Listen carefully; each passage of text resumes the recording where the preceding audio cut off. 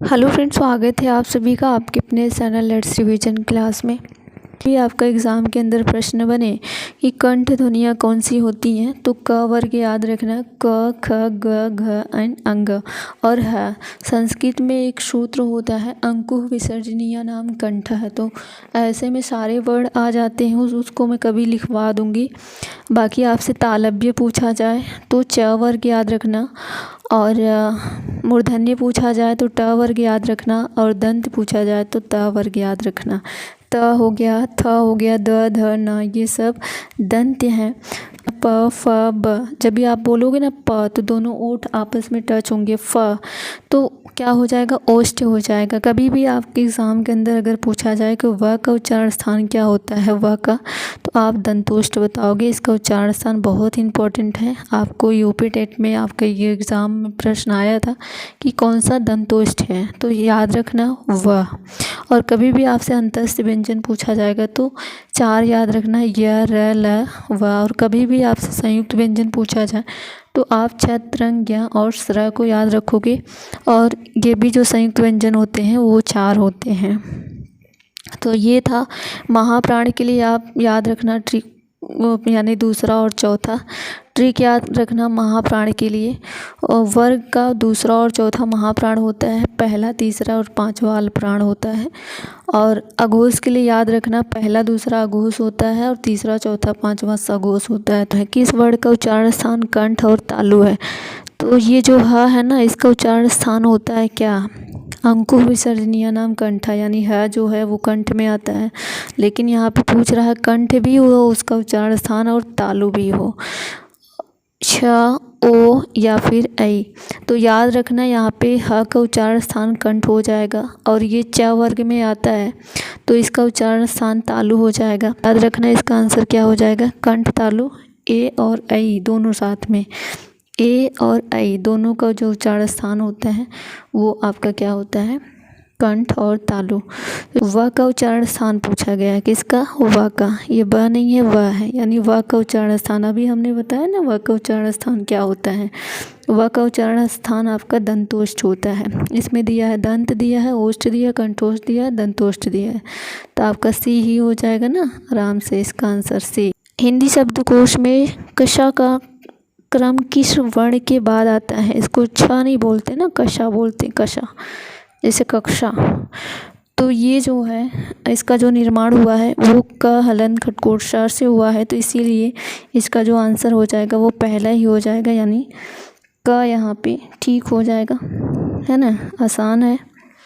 और इसमें से संयुक्त व्यंजन कौन सा नहीं है ये बताना है। संयुक्त व्यंजन हमने बताया छात्र, बाकी सारी चीज़ें ठीक हैं। एक और याद रखना, इसमें छत्रंग ज्ञ और स्र ये संयुक्त व्यंजन है, फ संयुक्त व्यंजन नहीं होता है। इनका निर्माण कैसे हुआ है ये एक बार देख लेना ना, तो ये ज़रूरी हैं चीज़ें। इसका निर्माण कैसे हुआ है कभी भी आपके एग्ज़ाम के अंदर पूछा जा सकता है। तो इसका निर्माण जो है क हलन खटकोट से मिल करके आपका बना है कशा, और त्र जो है त हलंत र से मिल करके बना है। आसानी से समझो इस प्रश्न को, कह क्या रहा है, कह ये रहा है कि निम्न से कौन सा व्यंजन पार्श्विक है। आप जानते हो पार्श्विक और लुंठी सारी चीज़ों को पढ़ रखा है ना, तो बताओ इसमें क्या आंसर हो जाएगा, आसान है। कभी भी आपसे र पूछा जाए तो र को बोलते हो लुंठित, और कभी भी आपसे एग्ज़ाम के अंदर ल पूछा जाए तो ल को बोलते हैं पार्श्विक। तो यही आपका आंसर हो जाएगा, ल ठीक हो जाएगा, यानी तीसरा आंसर आपका यहाँ पे ठीक हो जाएगा। अगर कभी भी य व पूछा जाए तो य व को अर्धस्वर बोलते हैं, याद रखना। और आप इसकी बात करोगे इसकी, तो इसको बोलते हैं तालव्य श। तालव्य के साथ साथ ये अघोष भी है और महाप्राण भी है, तो इसका जो आंसर है वो आपका सी ठीक हो जाएगा। अब पूछा जा रहा है कि ऐ का उच्चारण स्थान का नाम बताना है। ऐ का उच्चारण स्थान क्या होता है, अभी पहले प्रश्न में हमने बताया था कि ये वाला ए और ऐ अगर आ जाए तो इसका उच्चारण स्थान क्या होगा, हमने बताया था कंठ और तालु, यानी कंठ तालव्य। अगर कभी भी आपसे एग्ज़ाम के अंदर ओ औ के बारे में पूछा जाए, ओ एंड औ के बारे में, तो इनका उच्चारण स्थान कंठोष्ठ होता है, ये भी बात याद रखना साथ ही साथ। तो यहाँ पे इसका जो आंसर है डी ठीक हो जाएगा, यानी कंठ तालव्य इसका उच्चारण स्थान हो जाएगा। इस प्रश्न में ये कह रहा है कि हिंदी वर्णमाला में अंग और जो आह है उसे आप क्या बोलते हो, स्वर बोलते हो, व्यंजन बोलते हो, अयोगवाह बोलते हो, संयुक्त व्यंजन बोलते हो। संयुक्त व्यंजन आप जानते हो छत्रंग, ज्ञ एंड स्र 4 होते हैं, अयोगवाह याद रखना 2 होते हैं, व्यंजन पूछा जाए तो ये 33 होते हैं, और स्वर पूछा जाए तो हिंदी में 11 होते हैं। याद रखोगे, अयोगवाह 2 होते हैं, अंग और आह ना, याद रखना साथ ही साथ अंग और आह। तो इसका आंसर क्या हो जाएगा, सी ठीक हो जाएगा। अच्छा लग रहा है, प्रश्न अच्छे हैं, है कि नहीं? तो आप आसानी से कर पाओगे इस चीज़ को। एक प्रश्न हमने व्यंजन से लिया है, इसको करना आसान है, बहुत ही आसान है। इसमें पूछा गया है, आपसे क्या पूछा गया है, महाप्राण के बारे में बताना कौन सी ध्वनि महाप्राण नहीं है ना, नहीं है कौन सी, ख, घ, ज या फिर झ।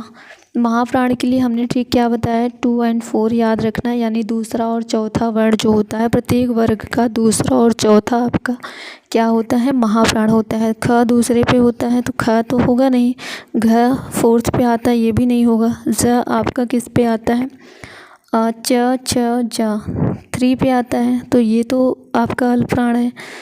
अल्पप्राण के लिए याद रखना 1, 3 एंड 5, 1, 3, 5, यानी इसका कहने का मतलब ये है पहला, तीसरा, 5वां जो होता है वो अल्पप्राण होता है, दूसरा और चौथा जो है होता है वो महाप्राण होता है, और ये तो चौथे पे आता है, तो ये आपका महाप्राण है ही। पूछा है कौन सा आपका नहीं है, तो आपका तीसरा ठीक हो जाएगा, है ना, आसान है।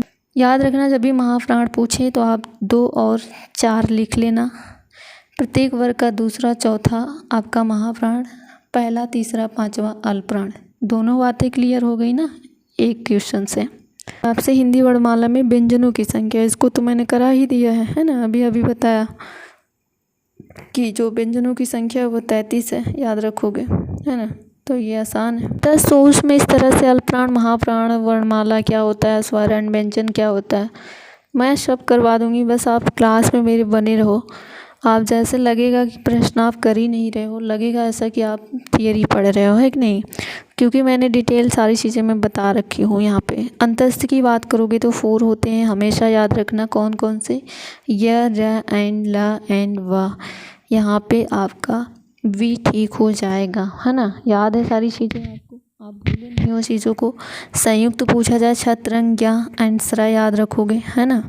अगर आपसे तालव्य भी पूछा जाए तो आप च, छ, ज एंड झ को याद रखोगे, है ना, तो इसका आंसर जो है वो आपका दूसरा ही ठीक हो जाएगा।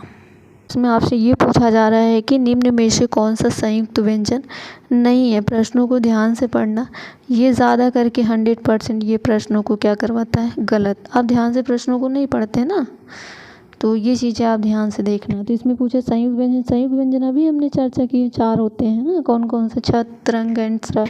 तो इसमें प क्या कर रहा है ना, प वर्ग का प। तो अगली जो मेरी क्लास होगी वो विराम चिन्ह से होगी, याद रखना। चैनल को सब्सक्राइब करना ना भूलना।